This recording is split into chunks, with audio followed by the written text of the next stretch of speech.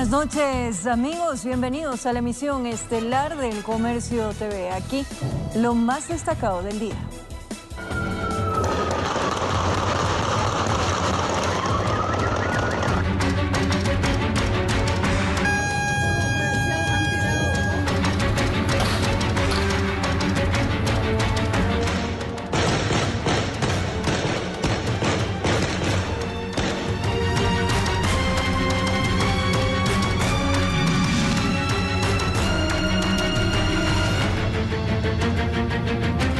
Una jornada de violencia se vivió en Esmeraldas. Vehículos quemados, balaceras y la evacuación de ciudadanos que cumplían con sus actividades habituales fueron la tónica del día más violento en esta zona en lo que va del año.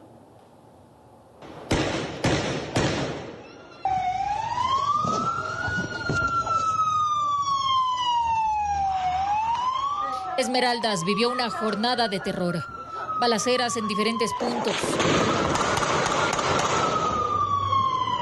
Una convulsión social.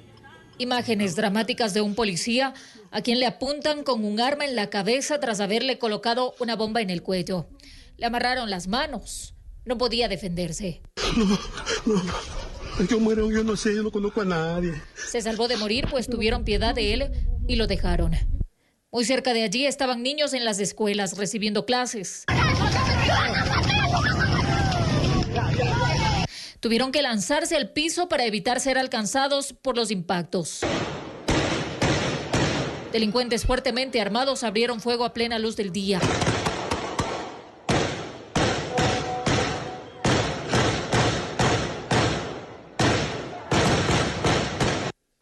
Y en las calles todo era un caos. Vehículos incinerados, un taxi que ardía en llamas, un bus consumiéndose y otros carros particulares que corrieron la misma suerte.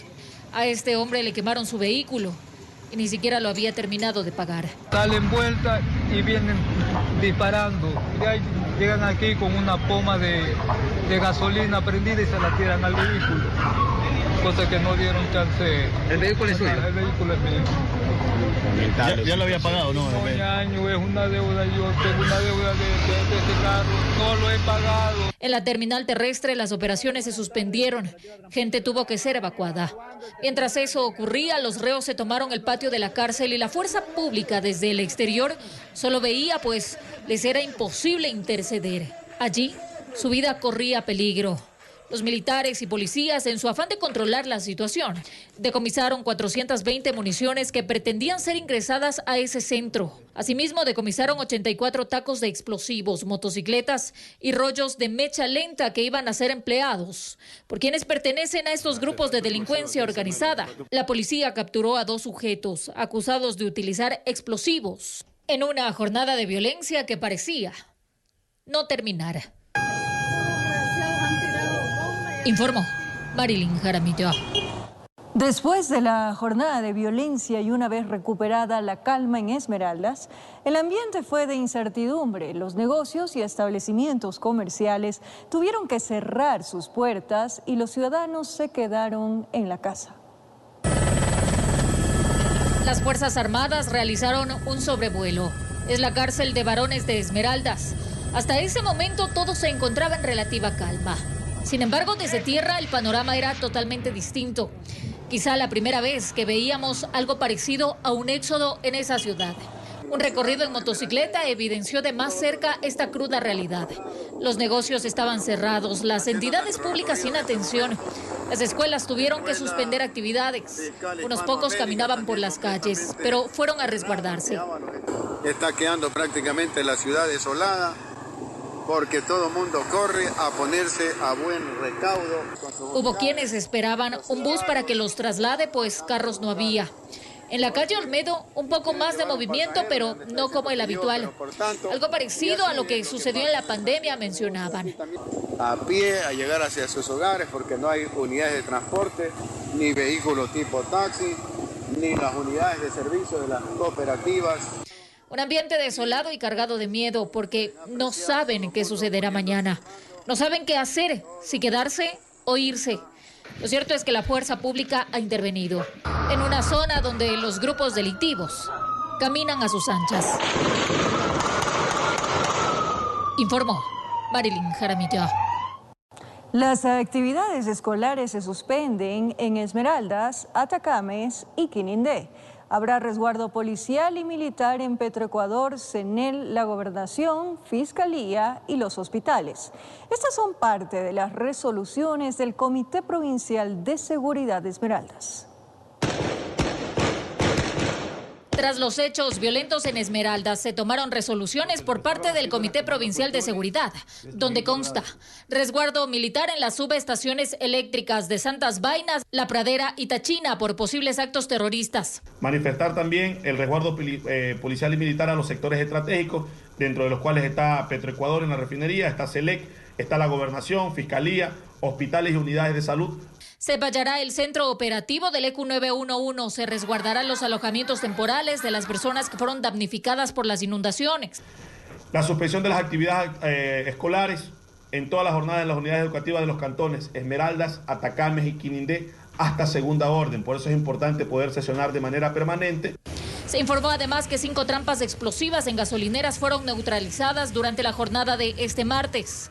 La situación en la cárcel está controlada pese a que se registran personas retenidas. Al mismo tiempo, la Policía Nacional y las Fuerzas Armadas van a contar con más personal para poder atender las demandas ciudadanas, como ya lo manifesté, no solamente es el Cantón Esmeraldas que hemos recibido alerta, sino también el Cantón de Atacames y el Cantón de Quinindé. El comité mantendrá reuniones constantes. Informó Marilyn Jaramillo.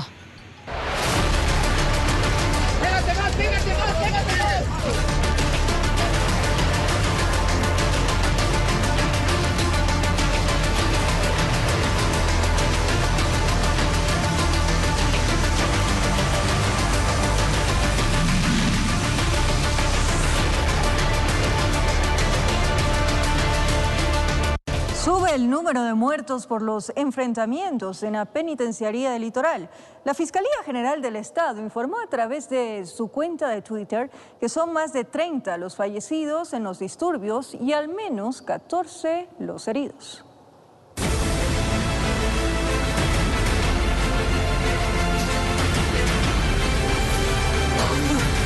Desde varias ciudadelas aledañas a la penitenciaría del Litoral reportaron sentir la vibración en vidrios y puertas, producto de las constantes detonaciones que se escucharon desde el interior del centro carcelario.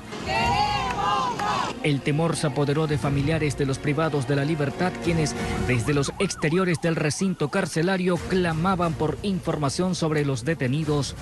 Lo único me dice que están bien resguardados, pero no me puedo quedar tranquila hasta cuando él me coge y me hable o digan algo, pero igualmente está todo feo allá adentro. Sin embargo, el ministro del Interior salió a calmar los ánimos asegurando que aquellas fuertes explosiones no eran provocadas por los internos. La ciudadanía que esté tranquila, que esas detonaciones lo está haciendo Fuerzas Armadas y Policía justamente para los ingresos, porque estaban muy reforzadas las puertas.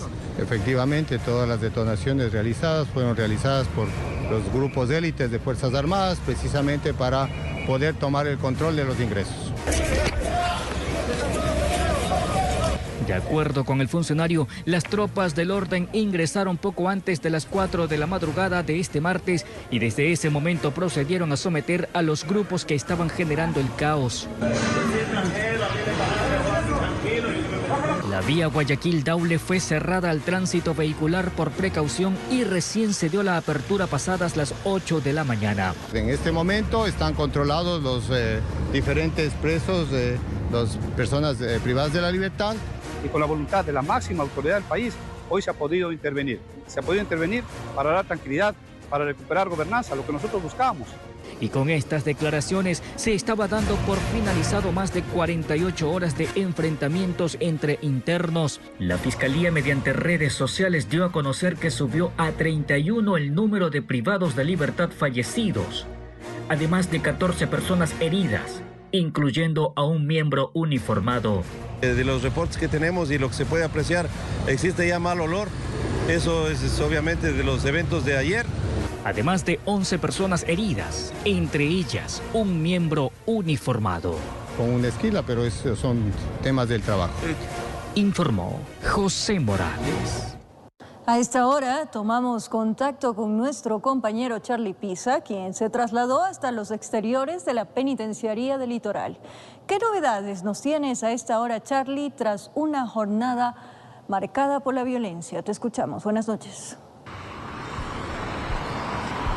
Buenas noches, así es, estamos en el exterior de la penitenciaría del Litoral, en la vía Daule, donde se han registrado varios operativos en los pabellones de este recinto penitenciario. Les mostramos el ambiente de lo que ocurre aquí, donde todavía están saliendo los vehículos con los uniformados jefes policiales, militares y demás autoridades que se han desplegado en una jornada en la que han requisado gran cantidad de objetos que no se podían ingresar, y muchos se preguntan de qué forma entraron. Para uno es un misterio, pero para otros es normal de lo que ocurre en este sitio. Es personal militar el que está saliendo también, y unidades tácticas de la Policía Nacional, quienes han entrado hoy con combos, con martillos y demás herramientas a revisar las paredes, baños, pisos, techos, losas de varios pabellones, y han encontrado gran cantidad no solo de objetos, sino también de lo que se ha confirmado de parte del Comando Conjunto de las Fuerzas Armadas, que todavía hay movimiento entre la cárcel regional y la penitenciaría litoral. Hablan de 11 fusiles de largo alcance, 233 municiones calibre 5.56, eso es de fusil. Asimismo, más de 200 municiones calibre 9 milímetros, municiones calibre 38, hasta lanzagranadas, artefactos explosivos artesanales y demás objetos peligrosos es lo que han encontrado en el interior de varios pabellones aquí en la penitenciaría litoral, donde aún no sabía si el operativo continúa.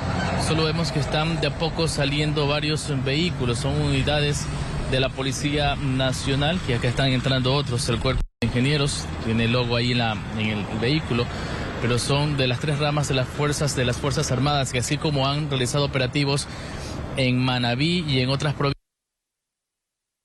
están ejecutando este tipo de acciones y manteniendo el control, como se lo ha mencionado por parte del Estado. Están saliendo 2 vehículos más, el respectivo control en la primera garita, el primer filtro de seguridad, que le mostramos el lado que hay familiares que están a la expectativa de algún tipo de información de cómo se encuentran sus seres queridos en diferentes pabellones. Por ahora se mencionaban de 2-3 muertos al inicio de la jornada, pero con la actualización de la Fiscalía, que ha emitido un comunicado, habla de 31 PPLs fallecidos.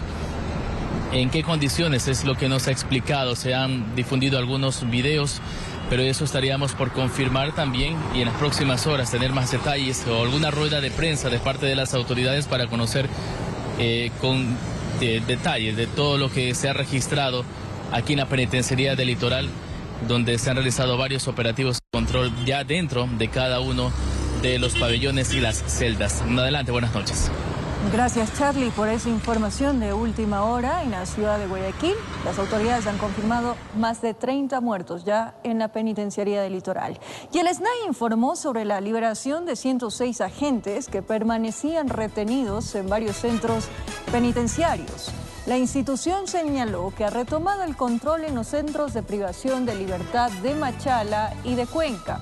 Sin embargo, en la provincia del Napo, los PPL continúan en huelga y mantienen retenidos a 18 agentes. En este caso, tanto la policía como elementos de las Fuerzas Armadas permanecen en vigilancia del centro carcelario.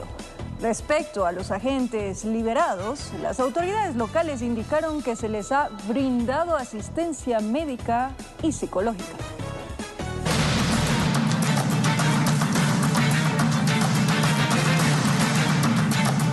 Dos jóvenes de 24 y 28 años fueron asesinados cuando se movilizaban en una moto por la vía Milagro, Mariscal Sucre.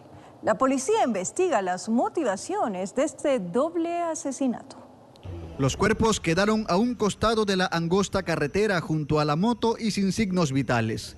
Se trataba de Ángel Leonardo Macías Hidalgo, de 28 años, y Kevin Stalin Torres Montes, de 24. Ambos fueron asesinados por sujetos desconocidos que también se movilizaban en moto la noche del lunes por la vía Milagro Mariscal Sucre. Se tuvo contacto con las personas del lugar, quienes indicaron que 2 personas en motocicletas con capuchas y vestidos de negro serían quienes ocasionaron la muerte de estas 2 personas. La escena del crimen es bastante desolada y criminalística tuvo que buscar minuciosamente los indicios balísticos. Aunque inicialmente levantaron 4, en el reporte final constan más de una docena. De ahí que la muerte de los jóvenes que no registran antecedentes penales fue instantánea. De igual manera, pues las unidades investigativas, tanto como Policía Judicial y DINASET, se encuentran ya tratando de esclarecer y realizando las investigaciones pertinentes en este hecho. Con este doble asesinato, Milagro ya registra 94 muertes violentas en lo que va del año, informó Miguel Laje. Más adelante se dictó prisión preventiva contra el único detenido por el crimen del alcalde de Manta, Agustín Itriago, quien fue sepultado en medio del dolor de los familiares, amigos y miles de ciudadanos. Además, los concejales de Quito denuncian que las operadoras de transporte público no habrían cumplido los parámetros de calidad que se exigía bajo ordenanza para poder acceder al incremento de la tarifa del pasaje. Los detalles en breve. Varios hechos violentos se registraron en la ciudad de Guayaquil. Un bus recibió un ataque con combustible en la vía perimetral. En el sector Puente Lucía, un sujeto arrojó un artefacto explosivo contra una UPC. La policía investiga estos ataques. Fue un 25 de julio diferente. Se está prendiendo el bus. En varios puntos de Guayaquil se reportaron ataques contra buses. En uno inclusive lanzaron botellas con combustible cuando el autobús estaba con pasajeros. El hecho ocurrió cerca de la entrada de la 21 en la vía perimetral. Sin embargo, no fue el único ni el último. Miren, otro bus no puede salir de aquí, se está prendiendo el bus. Pues debajo del viaducto de la Prosperina, ciudadanos reportaron el incendio de otra unidad de transporte. Con pocas horas de diferencia, también se informó sobre un bus incendiado en el suroeste del puerto principal. Como comprenderán, miren. A diferencia de los 2 hechos anteriores, en este sí se capturaron a ciudadanos para investigaciones. En la 23 y Francisco de Marcos hubo un atentado. Las personas les pudo identificarles en el interior de las mochilas. Se les encontró unas 4 botellas de vidrio. En el interior estaban unas mechas. Aunque lo más grave de la jornada ocurrió en Puente Lucía. Un sujeto arrojó un artefacto explosivo contra la UPC del sector, provocándole serias heridas a un uniformado. Producto del cual existe un señor cabo segundo, Pachicorria Emilio, quien se encuentra con una pequeña esquirla al nivel del estómago. La policía investiga si los hechos registrados durante la tarde del 25 estarían relacionados. Asimismo, ¿quiénes estarían detrás de los ataques que ocasionaron zozobra en la ciudad? Informó Eric Zambrano. Más de 10 sujetos participaron en un violento robo en el sur de Guayaquil. Según la información policial, los antisociales neutralizaron al guardia, robaron el dinero de la caja fuerte y en la huida rociaron con gasolina los electrodomésticos del almacén. Jefa, acabaron de robar Trinitaria, se llevaron toditos, jefa. Fueron momentos de terror para los empleados del local comercial. 15 sujetos armados llegaron y con sus pistolas neutralizaron al guardián, entraron y partieron vitrinas y se robaron artículos electrónicos y el dinero guardado en la caja fuerte. Sí, fue rápido, bajaron, tumbaron todo, hicieron la explosión y en menos de 5 minutos ya estaba todo listo. Si bien la entrada de los delincuentes fue violenta, la salida fue peor, pues rociaron con combustible los electrodomésticos del almacén. Asimismo, quemaron una motocicleta y le arrojaron un taco de dinamita.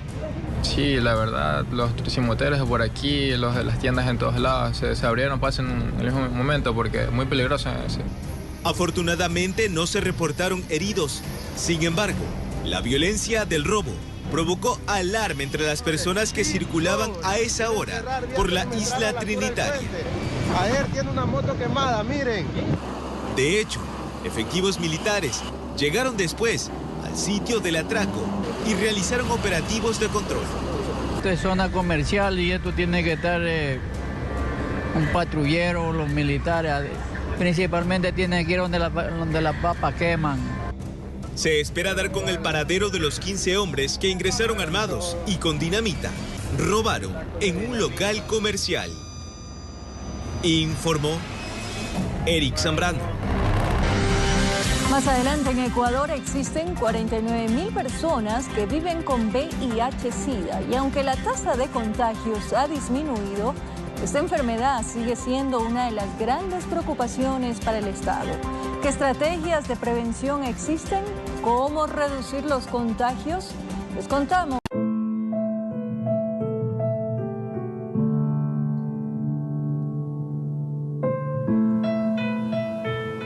Se dictó prisión preventiva contra el único detenido por el crimen del alcalde de Manta, Agustín Intriago, quien fue sepultado en un camposanto de la ciudad manabita, en medio del dolor de los familiares, amigos y miles de ciudadanos. Era el momento que nunca querían que llegara, despedirlo para siempre. Al camposanto Jardines del Edén llegaron miles que lloraban por su alcalde, Agustín Intriago. Él trabajó y vivió para su gente, su pueblo lo clama, su pueblo pide justicia, que esto no quede en la impunidad. Y espero que esto no se quede así, porque él fue un gran niño, lo conocí desde pequeño. Eran instantes de tristeza e impotencia. Sus familiares, amigos y demás funcionarios solo se abrazaban y meditaban sobre los motivos y responsables de que le hayan quitado la vida al burgomaestre que tenía 38 años. Y cuando ganamos la reelección y la gente le decía, ¿y cuándo vamos a celebrar? Le decía, yo nunca voy a celebrar más que cuando esté sentado en mi casa, es decir, que el legado queda para mi familia y la ciudad. Y recordaron con un video aquel tiempo cuando la pandemia casi apaga su vida, que ahora fue cegada por sicarios. Como moradora de Río 2 me duele en el alma que él lo hayan matado, así por así nomás. Luego de aplausos, homenajes y momentos de dolor, su cuerpo fue sepultado y su esposa también se despedía del amor de su vida. Y de esa manera se cierra un capítulo en la administración municipal en Manta, con un hecho criminal que por ahora tiene varias líneas investigativas y un detenido. Está en la Casa de Salud, no pueden nombrar dónde se encuentra por fines de seguridad. Ha sido presentado ante la autoridad competente porque se encontraba con una afectación a la salud producto del incidente del día domingo. De su parte, la Fiscalía informó en su cuenta de Twitter que se formuló cargos contra Jean A. por su presunta participación en el asesinato del alcalde de Manta y finalmente señala que un juez de garantías penales dictó contra él prisión preventiva. Él aún está inconsciente y se espera su pronta recuperación para que rinda una versión y así obtener más detalles de los autores intelectuales de este hecho violento, informó Charlie Pisa. Los concejales de Quito denuncian que las operadoras de transporte público no habrían cumplido los parámetros de calidad que se exigía bajo ordenanza para poder acceder al incremento de la tarifa del pasaje. Aseguran que se están llevando adelante un proceso de fiscalización exhaustivo.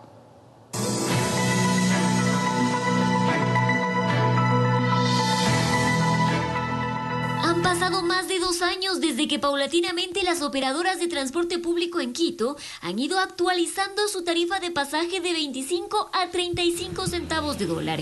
Esto siempre y cuando cumplan con 28 parámetros de calidad que garanticen un buen servicio. ¿Pero qué ha pasado hasta la fecha? Pésimo prácticamente. Llevan sumamente amontonadas a las personas. No hay buen trato. Es bien complejo. No hay buen trato. Esta situación cada día va peor. No hay ningún control. Es horrible. La verdad es que el servicio público sí es pésimo. Los parámetros a cumplir fueron aprobados bajo ordenanza municipal por el Consejo Metropolitano durante la administración del exalcalde Jorge Yunda.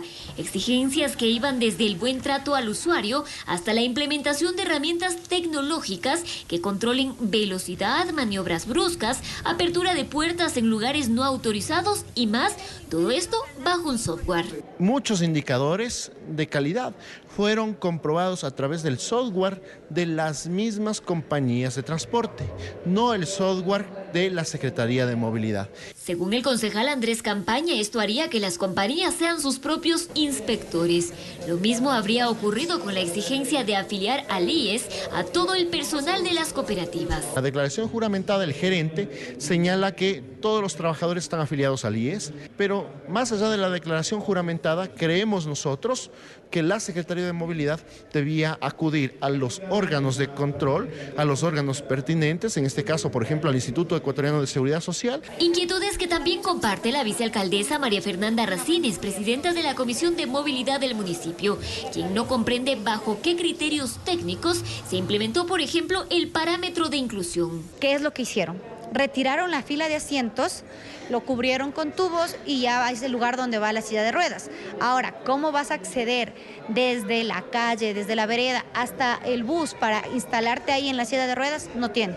Pero en el informe técnico dice que ya se cumplieron los temas de inclusión. Cuestionamientos que ya se habían alertado en su debido momento, asegura la concejal reelecta Analía Ledesma y también miembro de la Comisión de Movilidad. Y una de las razones por las cuales yo me abstuve en esta votación es que los parámetros no tienen que quedar a gusto del técnico de turno de la Secretaría de Movilidad. En este marco, los ediles aseguraron que llevan adelante un proceso de fiscalización con el fin de tomar las medidas necesarias para la mejora del servicio que debe integrarse en óptimas condiciones al Metro de Quito, informó Adriana Rojas. El proceso de revisión técnica vehicular para el 2024 en Quito podría incorporar un sistema más moderno y tecnológico. Así lo ha señalado el alcalde Pavel Muñoz. Esto con el fin de contar con un trámite más ágil y eficiente. La revisión técnica para el 2024 para la capital llegaría con algunos cambios. Así lo aseguraron las autoridades del municipio de Quito. Realmente no necesitamos muchos más puntos de atención, pero sí necesitamos, por ejemplo, modernizar el sistema de atención. Nosotros realizaremos mejoras tecnológicas para la atención al usuario, como es el tema de turnos, el tema de matriculación. Estos cambios estarían más enfocados en el ámbito tecnológico en torno a la atención al usuario. El alcalde Pavel Muñoz explicó, por ejemplo, que uno de los problemas durante este trámite son las constantes quejas de la ciudadanía por la falta de turnos. Cuando usted entra al parqueadero de un centro comercial, le dicen, en el primer piso hay disponibles 20 espacios, en el segundo piso hay 60, en el tercero 120. Lo mismo deberíamos nosotros poder ver en la página web, por ejemplo.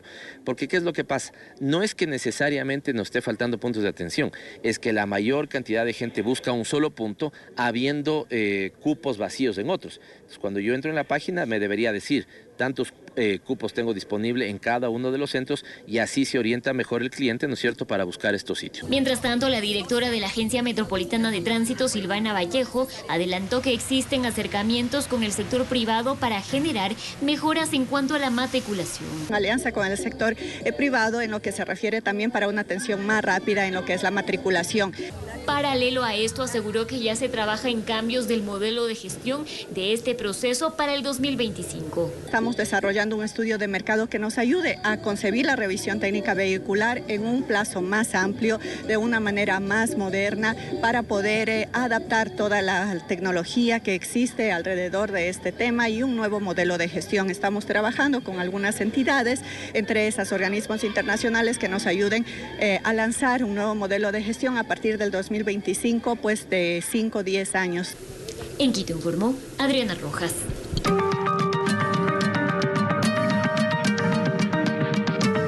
En Ecuador existen 49.000 personas que viven con VIH-Sida y aunque la tasa de contagios ha disminuido, esta enfermedad sigue siendo una de las grandes preocupaciones para el Estado.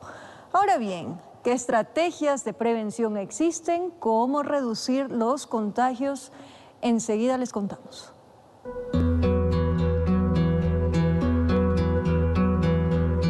Ser VIH positivo no ha sido el fin de la vida para Kelvin.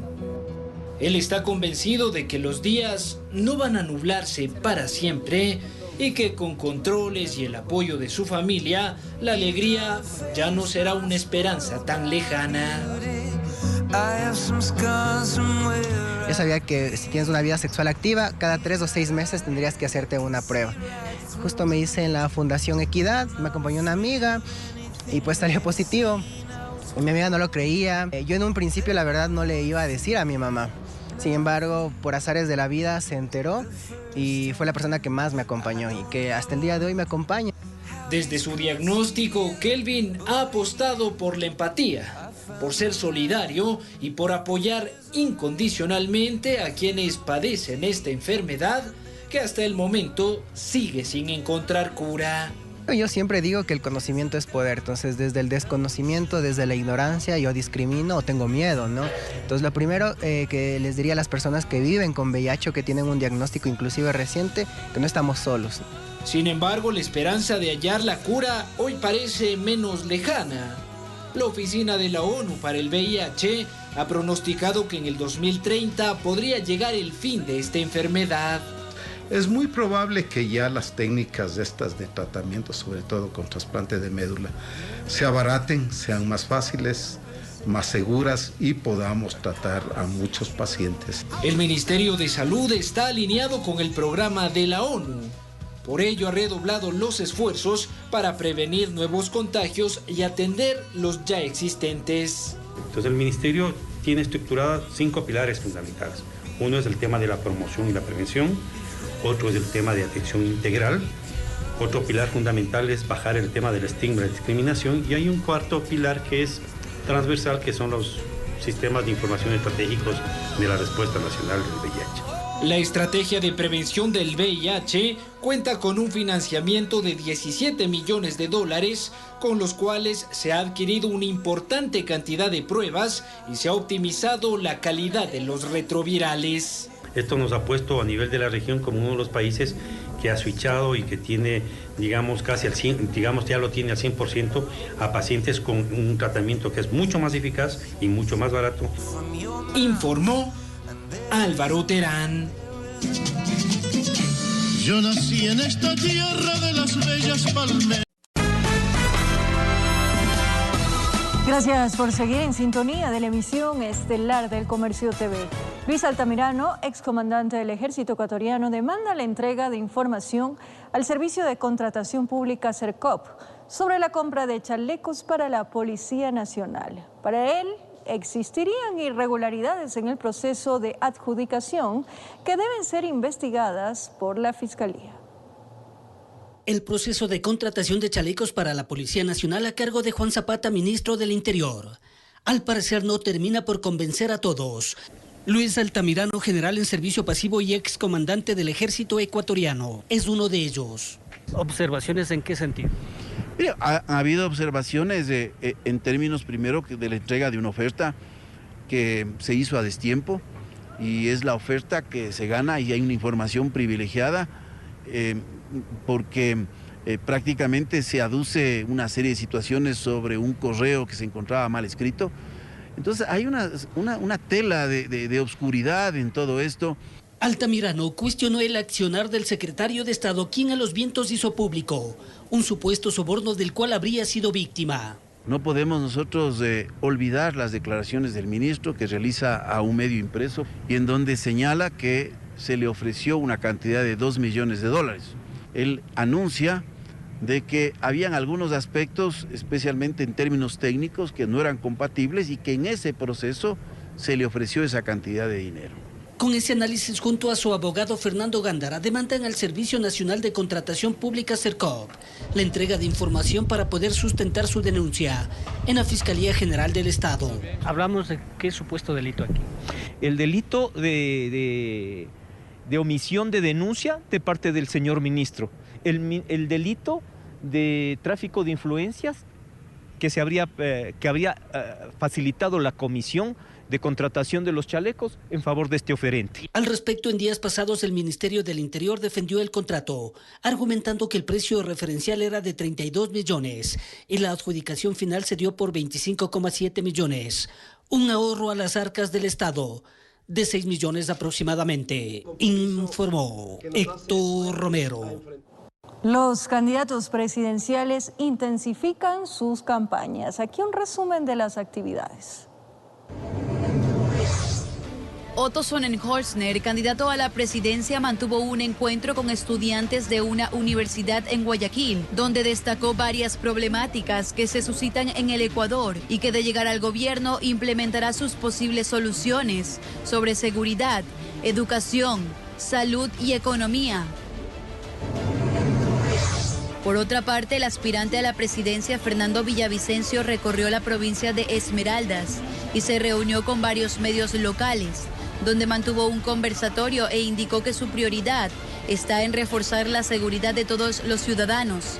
Adicional, mencionó que volverá a crear el Ministerio de Pesca y que sin duda Esmeraldas tendrá una subsecretaría para un mejor desarrollo en esta provincia.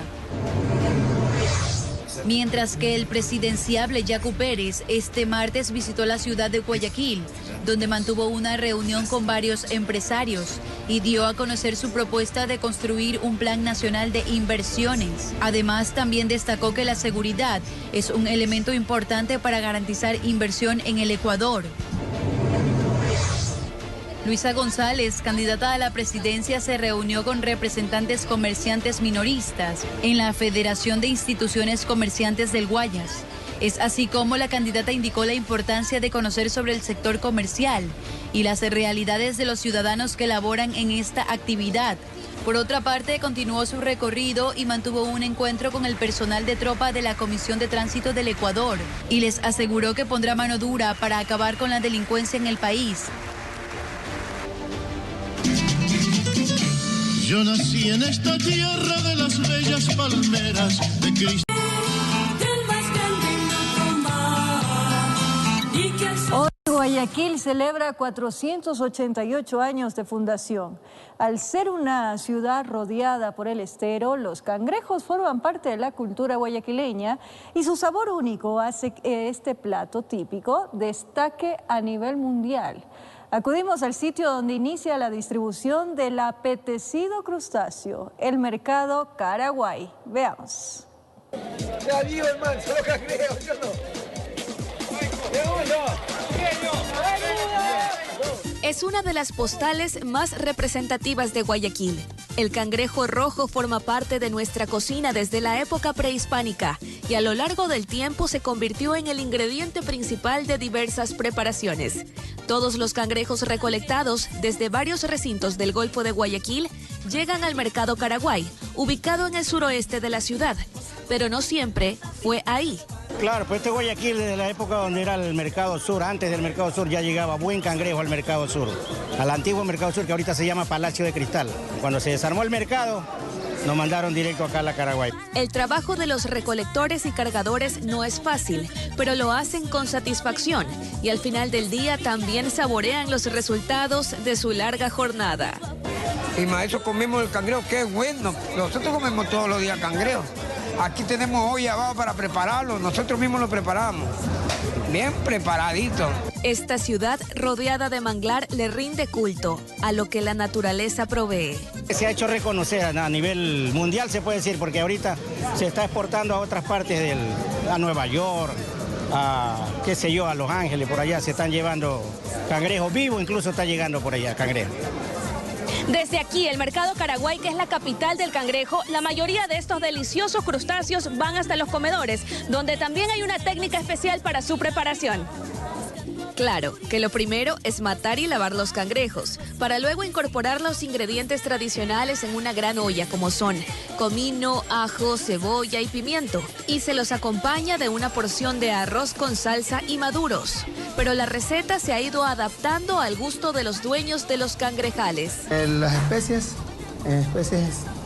totalmente todas, tamarindo, naranjilla, el ajo, bastante ajo y bastante corazón también. Lo que yo hago aquí en mi negocio es preparar el cangrejo en el momento. Llega un cliente, me pide lo que desea servirse y yo se lo cocino al momento. Aproximadamente unos 7 u 8 minutos ya tiene el cangrejo de la olla a la mesa. El negocio es rentable. Inclusive ahora esta calle de Sauces 6 se la conoce como el sector de los cangrejos y todos venden. Da cuenta de la fascinación por este crustáceo. El cangrejo es único en este país. O sea, si no vienes a Ecuador y a Guayaquil específicamente, ay, no comes cangrejo, no has pasado por Guayaquil. Y como dicen por ahí, porque guayaco que se respeta, come cangrejo. Informó Adriana Peralta. Viva Guayaquil, mi ciudad natal.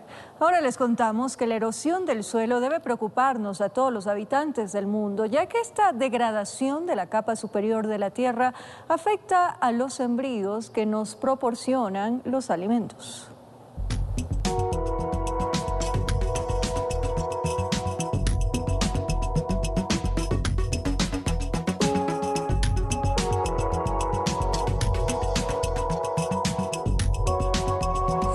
El suelo no es inagotable, es un recurso finito. Su pérdida y degradación no es recuperable a escala humana y lo estamos perdiendo a un ritmo nunca antes visto.